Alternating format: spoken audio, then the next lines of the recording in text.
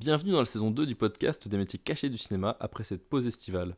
Petite nouveauté dans cette saison, il va y avoir des épisodes enregistrés à distance, comme celui qui va suivre, afin d'avoir accès à des personnes qui ne sont pas en région parisienne. Merci à toutes et à tous et je vous souhaite une très belle écoute. Le cinéma est un art, mais c'est avant tout une œuvre collective. Et si nous mettons souvent en avant les acteurs ou les réalisateurs, on oublie néanmoins tous les métiers de l'ombre qui sont nécessaires pour fabriquer un film. Enfin ça, c'était avant. Bienvenue dans les métiers cachés du cinéma. Bonjour à toutes et à tous et bienvenue dans ce nouvel épisode du podcast des métiers cachés du cinéma où je reçois Guillaume Roussel qui est compositeur. Bonjour Guillaume et merci d'avoir accepté mon invitation. Bonjour et merci beaucoup de m'avoir invité à ce podcast. Alors pour commencer, est-ce que tu peux te présenter et nous vulgariser un peu ton métier ? Alors, je m'appelle Guillaume Roussel, je suis compositeur de musique de film. Ça fait un petit moment d'ailleurs. Ça doit faire à peu près une vingtaine d'années que je fais ça. Et en gros, un compositeur de musique, est-ce que j'ai besoin de le préciser? C'est quelqu'un qui écrit de la musique, qui crée de la musique. Et après, un compositeur de musique de film, c'est celui qui va créer de la musique sur le film. Donc, généralement, on essaie de créer une musique originale avec un thème ou des couleurs qui vont être vraiment uniques et créées spécifiquement pour le film. Et ça sera un travail qui sera conjointement fait avec un réalisateur, ou en tout cas sa vision, ou des producteurs. Voilà. Euh, En gros, c'est un peu les grandes lignes, hein, mais là, c'est très très général, hein. Ouais, ok, pas de souci. Pour toi, quelles sont les compétences et les connaissances nécessaires à cette profession ? Alors, il y a plusieurs profils, je pense, de compositeurs de musique de film, en fait. Euh, il y a des... En fait, il y a plusieurs profils et je pense que les compétences sont variées. Elles sont pas c'est pas forcément les mêmes compétences selon les compositeurs.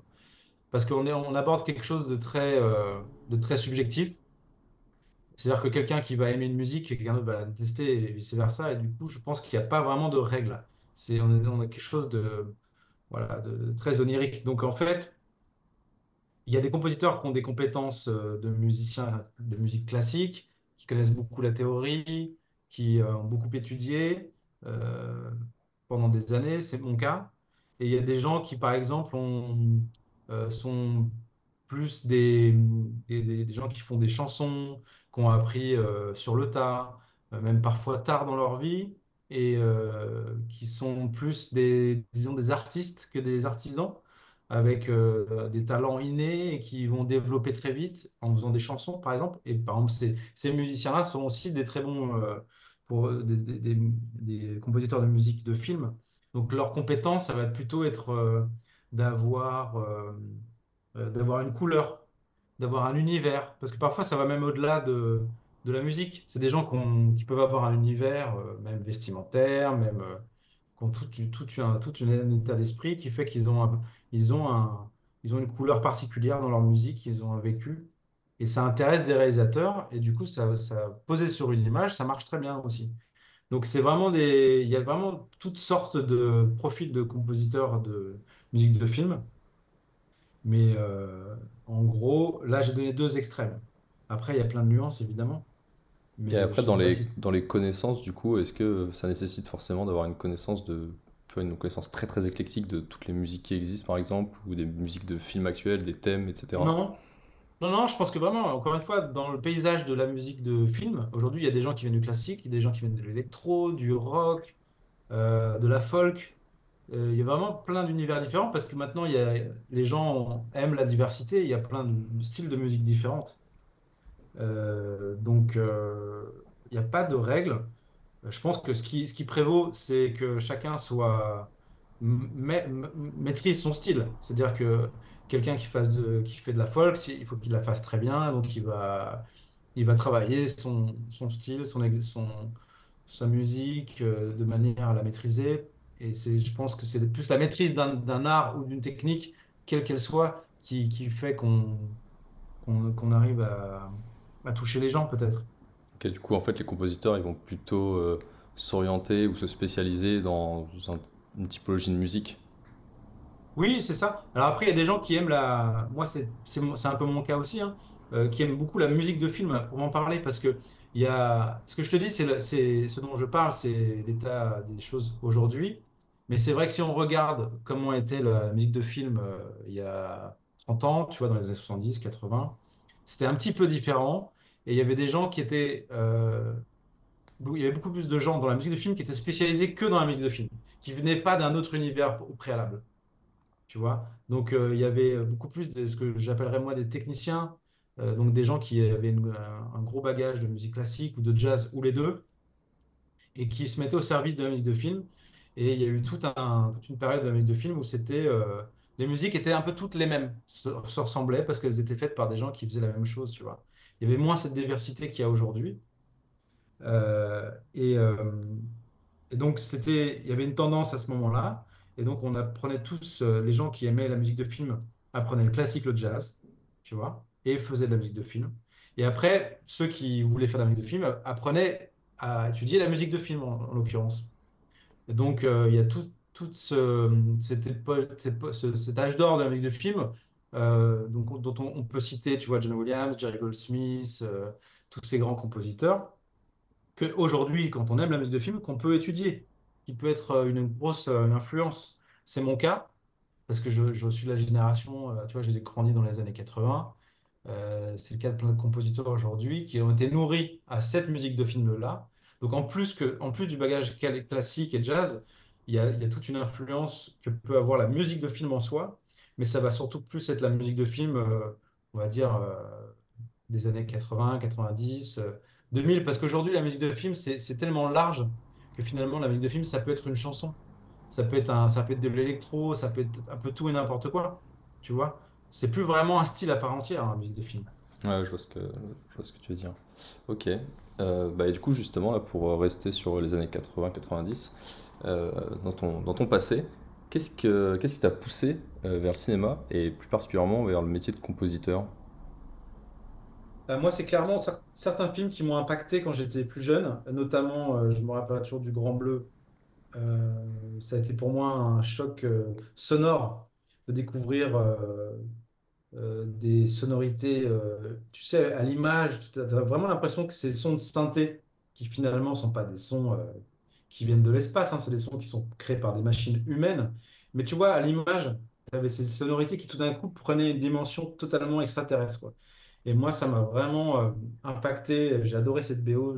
C'est une des BO que j'ai le plus écouté quand j'étais jeune. Ça, et aussi, par exemple, dans un autre style, le Batman 2. J'ai vraiment cette intro de film de Batman 2 avec un orchestre surpuissant, des couleurs complètement folles. Parce que moi, j'ai toujours été un grand fan de Danny Elfman et puis en général de couleurs. Ça m'a beaucoup impacté. Et c'est ces deux films-là, en gros, je pense, qui m'ont vraiment donné envie de faire du cinéma en tant que compositeur parce que je composais déjà. J'ai composé très jeune. Et en fait, m'orienter vers le cinéma, à partir de ces films-là, je pourrais en citer d'autres. Il y a aussi Christophe Colomb, 1492, Star Wars, évidemment. Tu vois, Blade Runner. J'ai toujours, en tout cas, dans les références que je te donne, tu vois, il y a, dans la musique que ça représente, c'est quand même beaucoup des synthés, des couleurs synthétiques, parce que ça m'a toujours passionné. Mais en gros, voilà, c'est à peu près ces films-là qui m'ont donné envie de faire ce métier. D'accord, ok. Et du coup, quel cursus t'as suivi et qu'est-ce que tu recommanderais aujourd'hui à quelqu'un qui voudrait se lancer dans cette voie?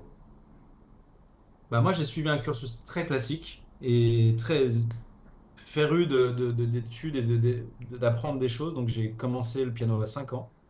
Ensuite, je me suis mis à faire de la, de l'harmonie, du contrepoint, de la composition, on va dire, à partir de 11 ans, 12 ans. Euh, et après, j'ai continué à faire beaucoup de classiques, hein, du piano, de l'orchestration, de la direction d'orchestre. De manière vraiment très poussée. Et puis après, je me suis vraiment orienté sur le jazz. J'ai voulu vraiment apprendre à connaître plus le pan de la musique improvisée pendant plusieurs années, jusqu'à ce que, tu vois, entre 17 et 22, j'ai même été musicien de scène. Donc j'ai vraiment... Et puis il y a aussi beaucoup de musique, j'étais intéressé par la musique ethnique aussi, tu vois. Étant moi-même d'origine colombienne, vraiment un appétit sur les rythmes afro-américains, tu vois, et le groove en général. Ça se rejoint aussi un peu avec le jazz. En tout cas, j'ai soif de connaître plein de choses et de les approfondir. Donc voilà, moi je recommanderais à n'importe qui veut faire de la musique en général de faire ça. Parce que tu vois, la musique c'est tellement vaste et tellement intéressant que ça me semble passionnant de l'étudier dans tous ses recoins et dans toute son histoire, tu vois. Parce que dans le monde entier, ce qu'on fait en Inde, c'est passionnant, c'est tellement différent de ce qu'on fait en Occident. Donc tu vois, il y a tout ça que je recommande à n'importe quel musicien en vrai. Parce que pour moi, la musique de film, c'est d'abord de la musique, tu vois. Et ensuite, bah, un amour du cinéma. Je pense que si on veut faire ce métier, il faut aimer beaucoup le cinéma et aimer regarder des films et aimer être spectateur des films. Donc, c'est un peu ça la recommandation. Après, ça veut pas, sa recommandation, c'est pas ça qui va faire que vous serez un compositeur de film qui a du succès ou qui a du travail. Il y a Oui, c'est d'autres choses totalement dans la décorrélé. réalité. Bah oui, parce qu'il y a la réalité du métier après, tu vois. Et ça, c'est autre chose. Et du coup, tu es dans ce milieu depuis des années maintenant. Est-ce que tu peux nous en dire un peu plus sur ton métier et ton évolution professionnelle? Bah, ce qui est sûr, c'est que c'est un métier qu'on apprend sur le tas parce qu'il n'y a pas vraiment d'école qui t'apprend à le faire, ce métier. Parce que dans le métier de compositeur de musique de film, tu as 50% qui est d'écrire la musique et il y a 50% qui est tout le reste, tu vois. C'est la discussion avec un réalisateur, les interactions que tu as avec les gens qui vont te valider ou pas les musiques que tu fais. C'est l'organisation pour pas perdre les fichiers que tu es en train de faire parce que si on te demande un fichier que tu as perdu, bah, ça a un vrai impact sur la musique. C'est de tenir les délais, c'est de ensuite organiser ton travail, une sortie de BO, tout ça. Enfin, toutes ces choses-là, on ne te les apprend pas, donc tu apprends sur le tas. Ce qu'on peut t'apprendre dans l'école, il y a des classes, je vois, qui s'ouvrent de plus en plus, c'est de composer à l'image et qu'un prof te fasse part de son expérience, de son ressenti, puis d'aller à des masterclass aussi. Mais sinon, de faire le travail en soi, il n'y a que ça qui t'apprend le métier. Donc ça, c'est vraiment la façon dont on apprend ce métier, c'est sur le tas.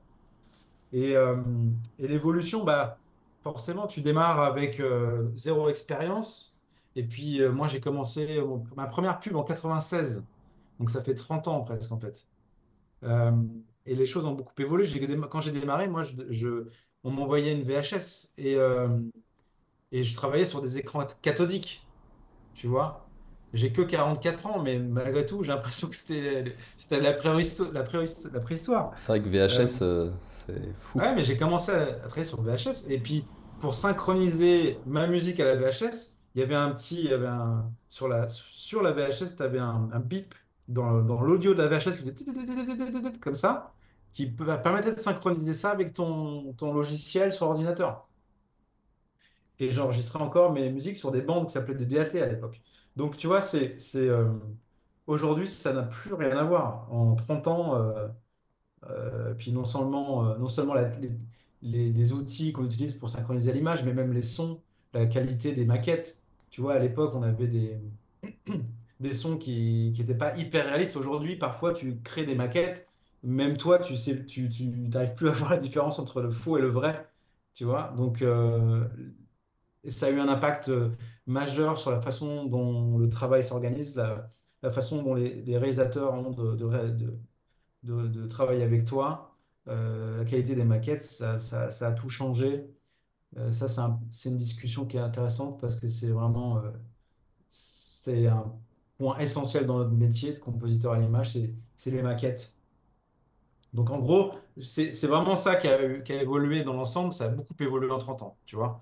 Là, je te fais un fil général, tu vois. Et quand tu dis les maquettes, c'est en fait le côté sur toute la BO du film, montrer un petit bout de la couleur que tu veux en gros.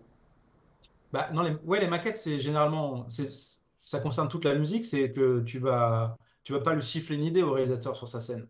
Ça se fait plus. À l'époque,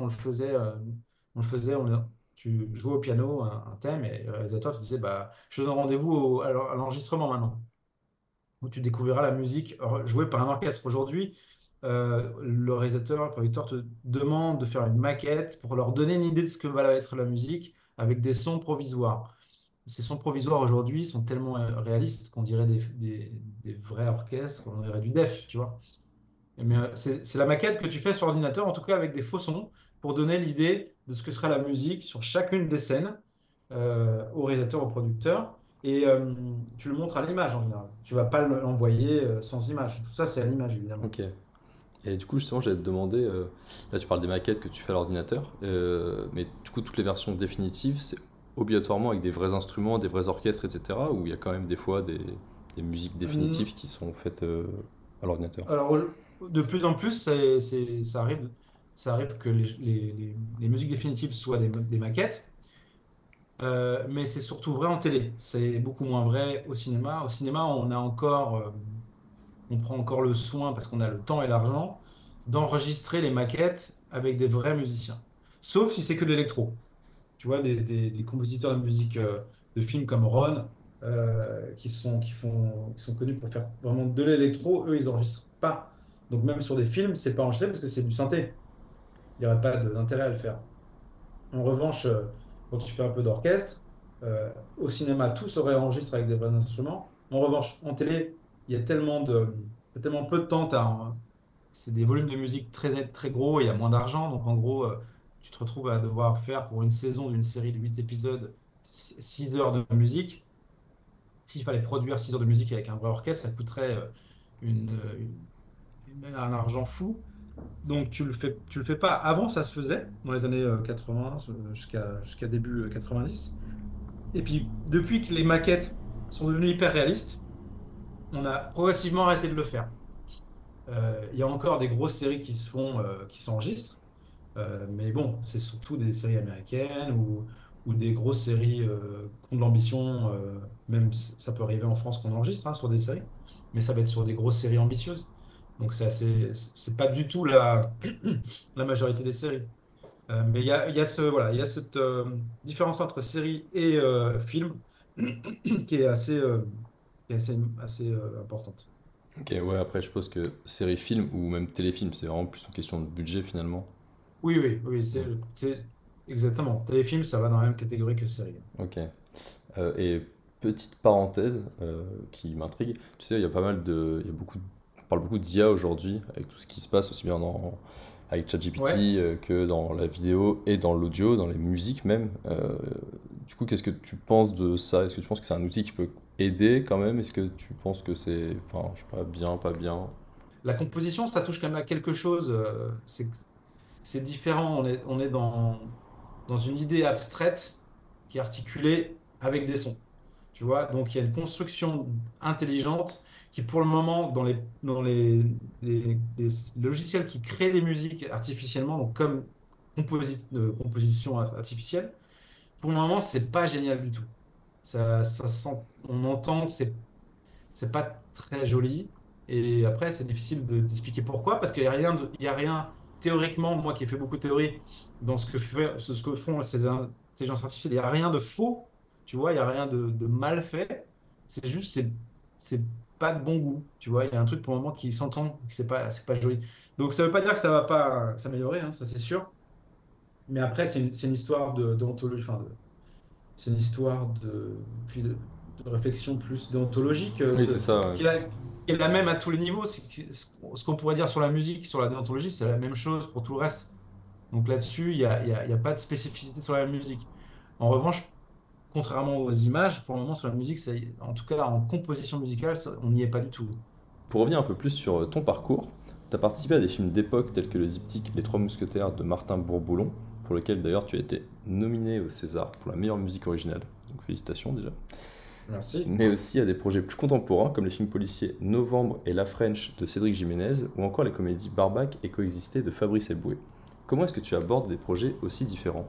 Moi, c'est ce qui me plaît dans ce métier d'analyse de film, euh, au-delà des choses qui m'ont touché moi personnellement quand j'étais plus jeune, c'est que tu as compris que j'aimais beaucoup aller explorer beaucoup de territoires musicaux. Et ça, tu vois, dans la musique de film, il se trouve que c'est quelque chose que tu es amené à faire beaucoup parce que, à moins que tu te cantonnes à un style, mais moi j'aime ça, j'aime la diversité musicale et, euh, et c'est ça qui m'attire beaucoup dans ce métier. Donc, comme j'ai déjà, comment dire, je me suis intéressé à beaucoup de choses différentes musicalement dans ma vie. Bah, je suis très content de pouvoir sortir ma carte. Tiens, je vais pouvoir faire un peu de salsa là. Ça va être cool, ça va être intéressant. Donc, tu vois, je mets un peu en pratique toutes les choses que j'ai emmagasinées, les choses que j'ai apprises, au service d'une idée qui est une idée sur laquelle j'ai pas l'occasion de faire de la musique. Donc, c'est pour moi un terrain de jeu, tu vois, c'est comme si j'avais plein de costumes et que je me disais que j'étais un dressing énorme. Ah tiens, je vais mettre ce costume aujourd'hui, ça va être cool. Tu vois? Donc j'aborde ça de manière hyper ludique, hein. Et au niveau de comment tu rentres dedans, de comment tu commences à composer, est-ce que du coup il y a des différences fondamentales entre tu vois, des films qui sont aussi divers, en effet un film de 4 BDP et une comédie, tu vois? Bah, après, dans les spécificités de tous ces films, ce qui va être essentiel, et c'est là un autre pan du métier de compositeur, c'est la vision du réal. C'est-à-dire que quand tu fais ce métier, il faut aimer vouloir collaborer avec quelqu'un et être un peu au service de sa vision. C'est-à-dire qu'il faut un peu admirer le réalisateur ou la réalisatrice. Enfin, en tout cas, ce que représente un réalisateur ou une réalisatrice. Moi, j'admire ces gens et je suis heureux de les accompagner dans un projet et de servir leur vision et d'essayer au mieux de sublimer leur vision à eux en apportant ma touche à moi, tu vois, cette combinaison-là. Et donc, en gros, bah, chacun de ces projets, qu'ils soient de comédie, de drame ou historique, vont avoir aussi une spécificité, c'est la vision d'un réalisateur. Il ne va pas avoir la même vision qu'un autre réalisateur. Et moi, c'est plus cette spécificité-là à laquelle je vais m'accrocher pour me différencier sur un projet ou sur un autre. Je vais essayer d'aller extraire la substance de ce que essaye de donner dans sa vision un réalisateur ou une réalisatrice, et puis et la sublimer au maximum. Et voilà, c'est cette personnalité-là qui va être différente, qui va rendre la musique différente au fil des projets. C'est la patte créatrice des réalisateurs et des réalisatrices aussi. Et justement, pour rebondir sur ça, les réalisateurs ou réalisatrices, est-ce qu'ils sont beaucoup présents avec toi ou est-ce qu'ils sont beaucoup présents un peu au début? Est-ce qu'ils viennent vers la fin? Est-ce que juste vous êtes en contact permanent? Est-ce que bah, selon les films, il y en a peut-être qui te laissent plus carte blanche? Ça dépend, il y a plein de En fait, chaque film est différent et chaque relation est différente. C'est un peu comme les relations humaines. Tes relations amicales avec tes amis sont toutes différentes et là, c'est pareil. Donc, en fait, pour répondre à ces questions, c'est vraiment chaque film est différent. Tu as des réalisateurs qui vont te, te consacrer très peu de temps. Il va falloir que tu décodes tout de suite et que tu arrives à deviner leurs intentions au travers de ce que tu entends sur ce qu'il a dit au monteur image ou ce qu'il t'a dit à toi. Euh, donc, il y a vraiment un jeu de déchiffrage psychologique et artistique. En revanche, il y en a d'autres qui vont avoir besoin de te parler pendant des heures, des heures, des heures, des heures, sans vraiment savoir ce qu'ils veulent, et c'est à toi d'essayer de comprendre. Il y a des gens qui vont être plus dans la mesure, dans la maîtrise, d'autres qui vont te laisser faire complètement ce que tu veux parce qu'ils s'en fichent, d'autres qui vont te laisser faire, vont te donner l'impression qu'ils te laissent faire, mais en fait non. Voilà, il y a tous ces cas de figure. C'est vraiment très riche ça. Et d'ailleurs, à quel moment tu rejoins justement l'équipe du film et qui t'appelle? Enfin, est-ce que justement c'est le producteur, les réals? Et est-ce que c'est au moment où le tournage commence? Est-ce que c'est avant? Est-ce que tu fais partie de l'équipe quand le Mais scénario est écrit? il y a pas 36 000 cas de figure. Tu as 4 personnes en gros qui peuvent t'appeler. C'est soit le producteur, soit le réalisateur, soit le monteur image, soit le musique superviseur. C'est un de ces 4 personnes, une de ces 4 personnes-là. Ensuite, en termes de timing, bah, c'est soit il t'appelle dès que l'idée émerge du film, parce que tu es un collaborateur de longue date avec le réalisateur et il a envie de savoir ce que tu penses de son idée, même avant d'écrire un scénario. Moi, c'est mon cas, par exemple, avec quelqu'un comme Cédric Jiménez, avec qui je travaille depuis longtemps, euh, ou Martin Bourboulon. Et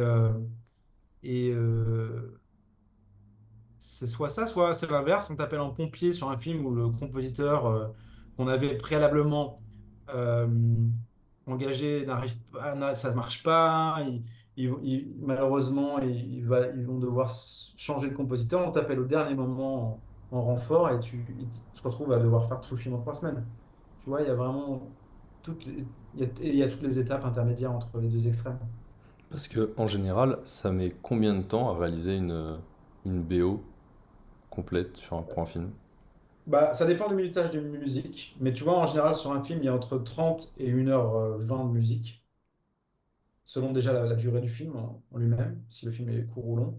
Et après, ça va dépendre de la complexité de la musique. Si c'est 1 heure de nappe électro, ça va être beaucoup plus facile à faire que 20 minutes d'orchestre symphonique très complexe. Donc, tu vois, ça dépend et de la longueur de la durée de la musique et de la complexité de la musique. Mais en gros, je te dis, si tu commences très tôt dans un film, entre le tournage et le montage image et la post-production, il peut se passer 1 an quand même. Donc, ça peut être très long. Tout comme si on t'appelle au dernier moment, ça peut se faire en 3 semaines. Donc, après, en général, un compositeur, il écrit entre 1 et 3 minutes de musique par jour quand tu es en forme, quoi. Ok. Donc tu fais le calcul. Après, après c'est vraiment ça dépend de à quel point le réalisateur intervient dans la musique. Parce que tu as des fois des musiques qui sont, où tu fais des modifs pendant des mois et des mois. Tu te retrouves avec des morceaux qui sont en V20, tu vois. Et ça prend genre 1 mois pour faire une musique, ou ça peut arriver. Moi, ça m'est déjà arrivé que sur des films, le réalisateur finisse le montage. J'ai travaillé moi en amont, pardon, finisse le tournage. Moi, j'ai travaillé en amont avec le monteur. On lui propose une V1 au moment où il découvre son film pour la première fois en ce qu'on appelle un ours. C'est la première mouture du film. Et il va tout valider. Et après, tu peaufines, mais en gros, tu es, sur des V1 et le film continue pendant la post-prod pendant des mois, mais toi, tu as déjà plus ou moins déjà terminé d'écrire et tu peaufines. Donc, tu vois, ça, il y a un peu tous les cas de figure aussi, mais en gros, ça dépend de tous ces paramètres que je viens de donner. Est-ce que tu peux me dire comment se passe une journée type pour toi? Alors moi, c'est particulier parce que j'habite à Los Angeles et j'ai pas mal de projets qui se passent en France. Donc ma journée type, elle est que le matin, tôt, je suis au téléphone avec mes différents collaborateurs, monteurs images, réalisateurs. J'ai un assistant aussi avec qui je travaille ici. Et une fois que j'ai passé un peu de temps au téléphone, parce que c'est quand même beaucoup ce métier de musique de film, c'est quand même beaucoup de rapports humains et beaucoup de conversations, beaucoup de psychologie, beaucoup de discussions. Donc ça prend une part importante le matin en ce qui me concerne. Et après, je me mets dans une bulle pour vraiment bosser le plus efficacement possible parce que j'ai besoin de me couper de tout. Donc je suis dans le noir, j'ai des fenêtres fermées et je vois pas le temps passer. En gros, c'est ça. Je suis dans un vortex, tu vois. Ok.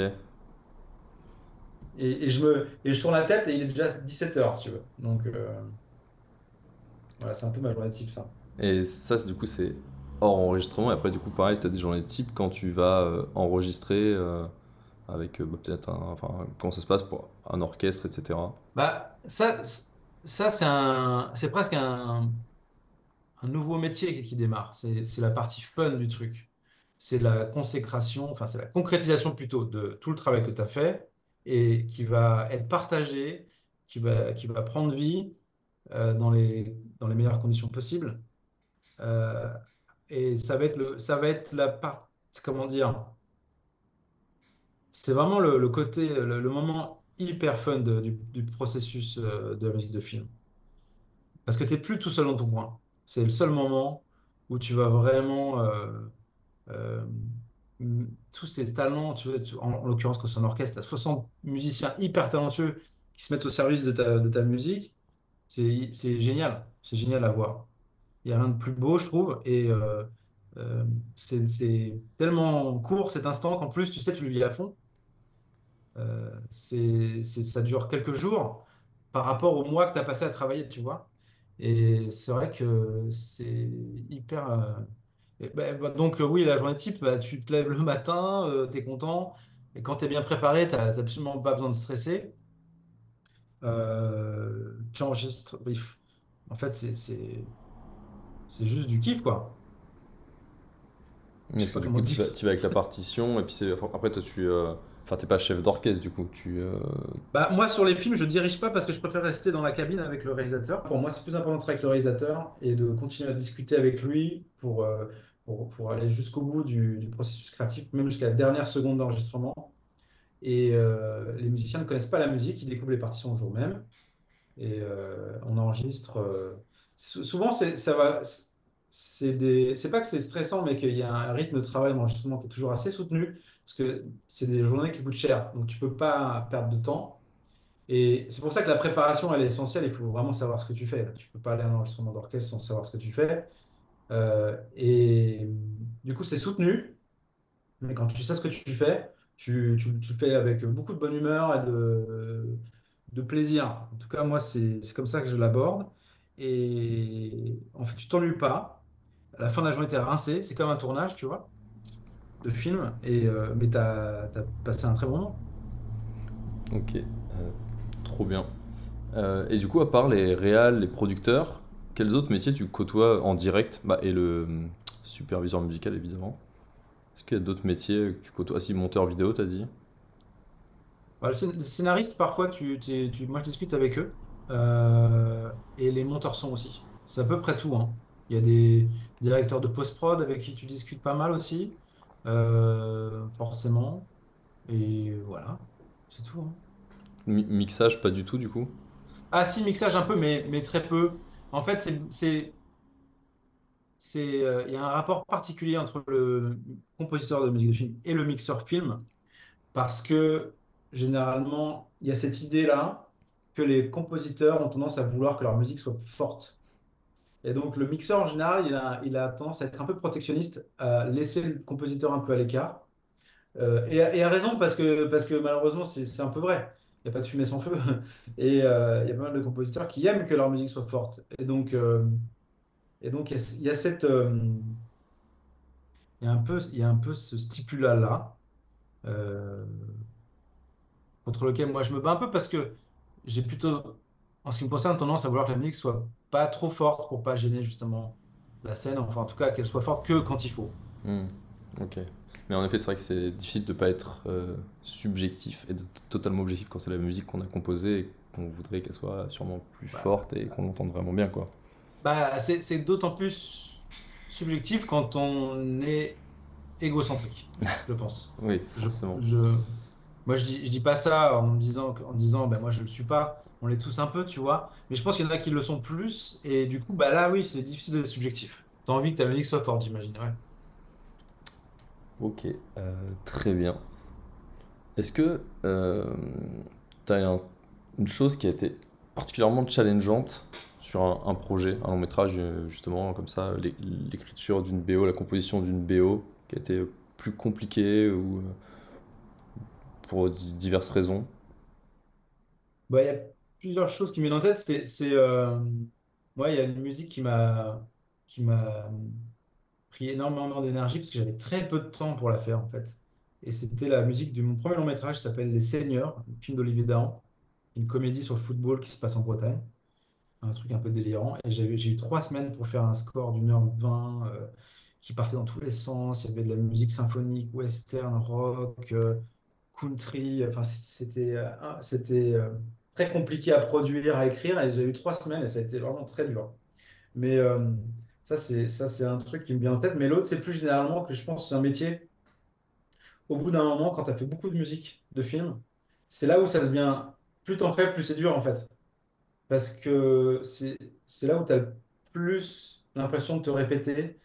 Ça devient de plus en plus difficile de se renouveler, d'être différent. C'est comme si tu t'asséchais un petit peu, tu vois. Et donc, il faut renouveler ses inspirations, son esprit créatif, tout ça. Et en fait, je pense que c'est le problème qu'ont tous les compositeurs qui ont de l'expérience, en tout cas, enfin, qui ont fait beaucoup de films, c'est que la page blanche est de plus en plus douloureuse, en fait. Ouais, en effet, c'est vrai que tu dois avoir une peur de te répéter. Bah, après, c'est pas mal quand tu fais des films très diversifiés, du coup, c'est Ah oui, que à forcément, fond. c'est plus compliqué de se répéter entre Ah bah, ouais, moi je suis voilà, la trop. French et coexister, quoi, par exemple. Ah ouais, non, mais moi je suis trop content de faire des trucs différents, c'est sûr. Là, récemment, je me suis été amené à bosser sur 2 séries qui se passaient deux séries historiques qui se passaient à 30 ans d'intervalle, tu vois. Et ça a été horrible parce que non seulement, ce que je dis, avec plus tu fais des projets, plus c'est difficile de se renouveler, mais en plus, là, j'étais en train de faire deux projets qui se passaient au même moment, historiquement, presque au même moment. Et donc, avec le grand danger de devoir faire des choses un peu similaires, tu vois. Et finalement, ça s'est avéré être une, une épreuve, enfin, comment dire, un- euh, quelque chose qui m'a aidé finalement à être encore plus différent de ce que je fais d'habitude. Ouais, ça t'a encore plus C'est- challengé au final, de pas faire Bah la ouais, même chose, quoi. finalement c'était bien, mais ça a été dur. Donc c'est pour ça que je te dis, les difficultés, ça devient de plus en plus dur, en fait. Voilà.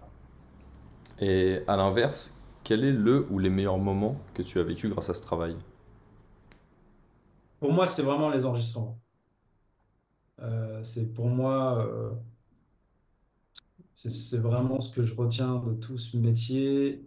Euh, c'est c'est les enregistrements parce que tu es dans enfin, moi, j'ai eu la chance de pouvoir enregistrer dans des endroits mythiques. Donc, d'aller à Air, à Abbey Road, à Sony, à Fox, d'enregistrer avec une soixantaine de musiciens qui sont les meilleurs musiciens du pays, dans les musiciens de studio, en tout cas, et d'être là presque en spectateur, tu vois. Parce que ton travail, il est déjà fait, c'est sur une page, maintenant, c'est dans les mains des musiciens, et ils n'ont plus qu'à exécuter ça avec tout leur talent. C'est quand même un truc incroyable. Parce qu'il faut le voir, hein, c'est ces musiciens qui n'ont pas vu, qui découvrent la musique le même jour, au même moment, tu vois. Ils lisent la musique, ils la découvrent. Et c'est marrant parce que tu vois, ils savent pas ce qu'ils jouent. Ils savent pas comment ça va sonner. Et pourtant, ça marche, tu vois. Ça, c'est une magie, quoi. Il y a un truc magique à ça. Parce que c'est pas la même magie que si chacun avait répété dans son coin et que tout le monde avait été vraiment, tu vois, travaillé très dur. Mais là, il y a un truc comme un peu magique. Ça, c'est quand même formidable. Et accessoirement, c'est tellement beaucoup, ça sonne tellement mieux que les maquettes avec lesquelles tu as vécu pendant des mois et des mois. Euh, et puis tu es dans il y a un truc un peu comme une vacance, surtout quand tu vas à Londres. Euh, Tu vois, c'est que tu te déplaces à plusieurs, tu te retrouves le matin au petit-déj et tout. Enfin, tu vois, il y a un côté vraiment Ouais, il y a un vrai super côté rafraîchissant. concrétisation, quoi. Gros setup pendant 6 mois, et bam, on met ça en. Bah ouais, parce que moi, le reste du temps, je suis tout seul devant mon écran, hein, quand même, tu vois. Hmm. Donc, non, ça vraiment, les enregistrements, c'est génial. Et bah, du coup, dernière question. Quel autre métier du cinéma penses-tu n'est pas assez mis en avant et qui pourrait faire l'objet d'un prochain épisode? Je crois qu'il y a une personne qui s'appelle le script. Moi, c'est un truc qui m'a toujours fasciné parce que ça a l'air d'être quand même un peu un point névralgique de quelqu'un qui tient des comptes, tu vois. Et genre des infos hyper capitales, en fait, parce que si tu te rappelles pas, bah, il y a que ces écrits-là qui vont rester, tu vois. Et en fait, on n'en parle jamais de ce poste-là, tu vois. Et moi, j'ai l'impression que c'est hyper important, en fait. Voilà. Ok, ça marche, super. Eh ben, merci beaucoup, Guillaume. Bah, je t'en prie, merci beaucoup. À bientôt. Ciao. Merci beaucoup d'avoir écouté cet épisode des métiers cachés du cinéma. S'il vous a plu, n'hésitez pas à vous abonner, mettre une note et un avis sur votre plateforme d'écoute préférée, et je vous donne rendez-vous prochainement pour un nouvel épisode.